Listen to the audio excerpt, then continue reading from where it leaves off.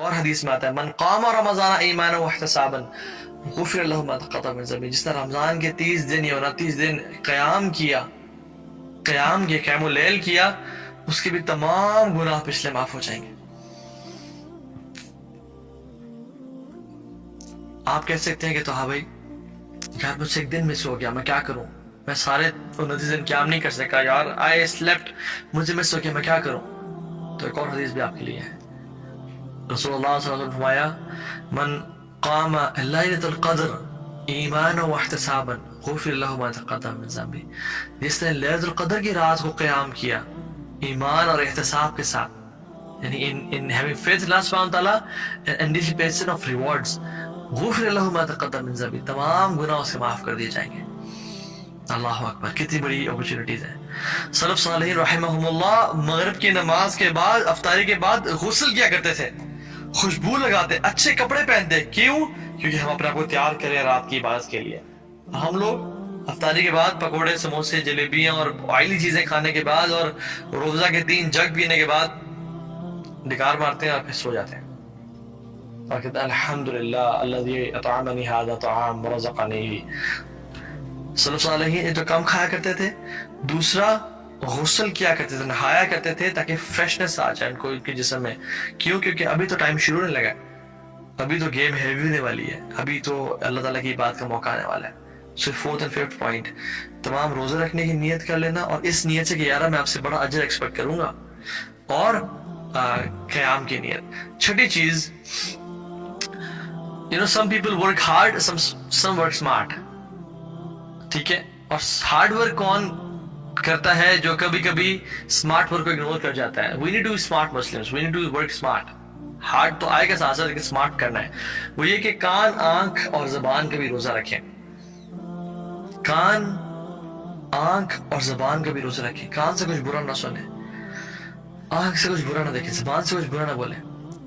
اللہ تعالیٰ فرماتے ہیں کہ، یعنی حدیث میں آتا ہے کہ اللہ سبحانہ تعالیٰ کو کوئی پرواہ نہیں ہے اس بندے کی، اس کے روزے کی، جو کہ جو روزہ تو رکھ رہا ہے لیکن کان کے، آنکھ کے اور زبان گناہوں سے نہیں بچا۔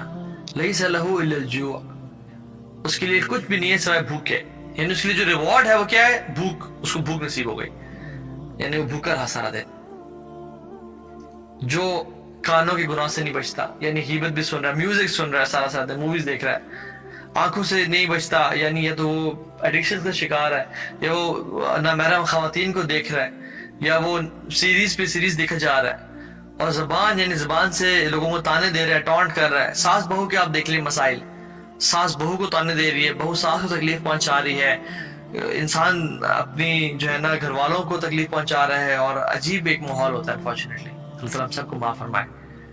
اس کے لیے کیا ہے؟ لیس لہ الا الجوع، اس کے لیے صرف بھوک ہے بس، اور کچھ نہیں ملتا اس کو رمضان کی وجہ سے۔ اور فرمایا اللہ کو بھوکے پیاسے کوئی پرواہ نہیں۔ دیکھیں رمضان کا جو روزہ ہے نا، اس کی اللہ تعالیٰ ٹریننگ کر رہے ہیں، حلال ایک ٹریننگ، کہ میرے بندو بریانی حلال ہے، پیزا حلال ہے، ٹکے حلال ہیں، سب حلال ہے، لیکن تم میرے کہنے پہ صبح فجر سے لے کے مغرب تک نہیں کھاتے، حلال چیزوں سے ہی بچتے ہو، ٹھیک ہے؟ تو تم باقی دنوں میں، باقی سال کے 11 مہینوں میں حرام سے کہیں بچ سکتے میرے کہنے پہ؟ یہ ایک ٹریننگ ہے میری آپ کی، کہ یا رب گھر پہ کوئی نہیں ہے، بھوک شدید لگ رہی ہے، اور ٹینک پڑا ہوا ہے، یا بڑا زبردست قسم کا ایک اسٹرابری شیک پڑا ہوا ہے، یا پانی، ٹھنڈا پانی پڑا ہوا ہے، مجھے سخت پیاس لگ رہی ہے،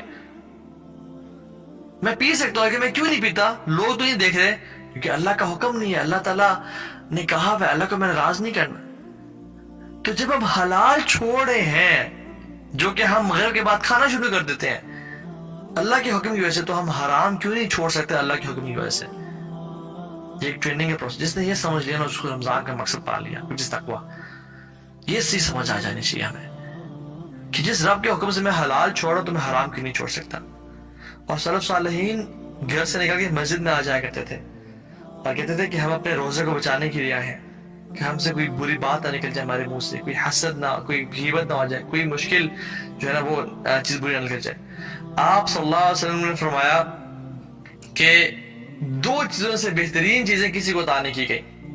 نمبر 1، ایک حسن اخلاق اور دوسرا لمبی خاموشی. جس کو جو دو چیزیں نصیب ہو گئی اس کو ان سے بہتر کوئی چیز نہیں عطا کی گئی، یعنی حسن اخلاق اور لمبی خاموشی.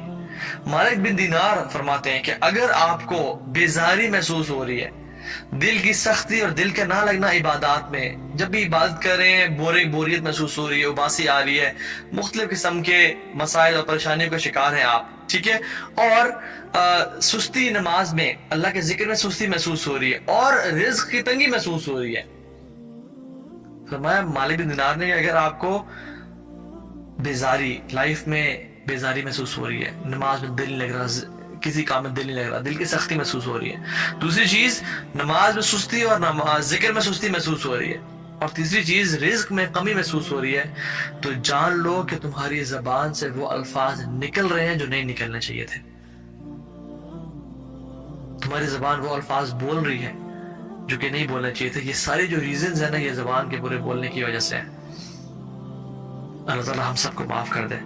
اور زبان سے تو جسم کے تمام اعضاء پناہ مانگتے ہیں، جسم کے تمام اعضاء، کہ تو سیدھی رہی تو میں ہم سب بچ جائیں گے. حدیث میں آتا ہے، صحیح اوتھینٹک نیریشن، کہ فرمایا کہ اگر تم سیدھی رہی، یعنی تم نے غیبت، چغلی، برائی، گالی گلوچ، طعنہ زنی نہ کی، تو ہم بچ جائیں گے، یعنی ہم جہنم کی آگ میں نہیں جائیں گے. اور اگر تو خراب ہو گئی تو ہم بھی برباد ہو جائیں گے، ہم بھی تباہ ہو جائیں گے. ٹھیک ہے. نمبر 7 پوائنٹ از، امام زہری رحمہ اللہ فرماتے ہیں کہ رمضان کس چیز کا مہینہ ہے؟ قراءۃ القرآن و اطعام الطعام کا مہینہ. قرآن پہ فوکس کریں رمضان میں، قرآن کو بہت ٹائم دیں، قرآن کو سمجھیں، دل لگائیں، اتنا دل لگائیں، اتنا لذت ڈیولپ کریں کہ سارا سال آپ قرآن کو پڑھتے رہیں اور لوگوں کو کھانے کھلائیں. آپ صلی اللہ علیہ وسلم دور کرتے قرآن کا جبریل صلی اللہ علیہ وسلم کے ساتھ. عبد الرحمن بن عوف قرآن کی کثرت سے تلاوت کرتے. ابو موسیٰ الاشعری فرماتے ہیں کہ لوگوں مجھے شرم آتی ہے کہ میری زندگی میں ایک دن گزر جائے اور میں نے قرآن کی تلاوت نہ کی ہو، میں نے اللہ کی کتاب کو دیکھا نہ ہو. مجھے یہ پتہ ہے کہ ہمارا آج کا دن گزرا، ہم نے اللہ کی کلام پہ، اللہ کی کتاب کو اٹھایا. سوال کریں میں اور اپنے آپ سے، آج کا جو دن گزرا ہے، میں نے اور آپ نے ابھی تک کیا اللہ کی کتاب کو اٹھایا؟ یا اس لیکچر کے بعد ہمارا ارادہ تھا پہلے سے کہ ہم اللہ کی کتاب کو اٹھا کے پڑھیں گے؟ اگر نہیں تھا تو بڑا افسوس کی بات ہے. ہم مسلمان ہیں، ہمیں شرم نہیں آتی کہ ہمارا دن گزر گیا، ہم نے اللہ کی کتاب کو نہیں اٹھایا. آج تو چھوڑیں، پورا ہفتہ گزر جاتا ہے مسلمانوں پہ، پورا مہینہ گزر جاتا ہے. پچھلے 11 مہینے سے کچھ لوگوں نے قرآن کو نہیں اٹھایا، اور رمضان میں پھر قرآن اٹھائیں گے، پھر قرآن ختم کریں گے، اور پھر واپس ریشم کے کپڑے میں لپیٹ کے اوپر رکھ دیں گے کہ بے ادبی نہ ہو جائے اس کی. خدا کی قسم، بے ادبی وہ ہے کہ جس قرآن کو کھولا نہ جائے، اس کو پڑھنا نہ جائے، اس کو ٹائم نہ دیا جائے. یہ اصل بے ادبی ہے. اپنے پاس رکھنا، اپنے دل سے لگا کے رکھنا، اپنے جیب میں رکھنا قرآن کو، یہ بے ادبی نہیں ہے. پاس رکھیں قرآن کو، کثرت سے پڑھا کریں. میں کتنا قرآن پڑھتا ہوں ہر مہینے، میرا ایویلیویشن کیا ہے؟ اپنے آپ کو ایویلیویٹ کریں کہ میں لاسٹ ایئر رمضان سے پہلے یا رمضان میں کتنا قرآن پڑھتا تھا، اور میں نے پچھلے 11 مہینے جو گزرے اس میں روزانہ کتنا قرآن پڑھا. کیا میں نے ایک قرآن بھی ختم کیا پچھلے 11 مہینوں میں؟ اگر ایک قرآن کیا تو الحمدللہ، اگر زیادہ کیا تو الحمدللہ. ورنہ ہمیں ہر ایک مسلمان کو 40 دن میں، 2.5 مہینے میں قرآن ختم کرنا چاہیے. اور یہ ختم کا مطلب نہیں کہ بس پڑھتے رہیں، مین سمجھ کے پڑھیں، اس کو انڈرسٹینڈ کریں، اس سے محبت ڈیولپ کریں.